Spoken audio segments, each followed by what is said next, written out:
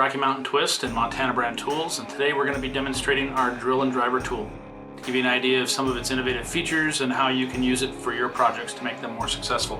So specifically with the drill driver tool, it's got a great deal of easy functions. First off, it is hex shank compatible, so whether that's with your quick change connector or your impact tool, you're set to go there. Two is all adjustments for the tool can happen with the handy onboard hex key adjustment for depth, countersink exchange, bit retention, any of that kind of stuff. So what we're going to do today is set this up to drill and drive some screws and give you an idea of both the countersink and counterbore capabilities. Right into the quick shank, drill, counterbore,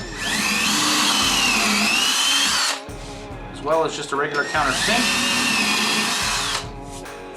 all capable with the same tool and easily adjustable. Flip that around.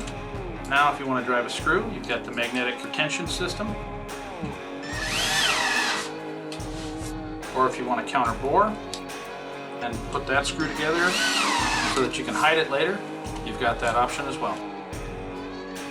Drill drive tool from Montana brand.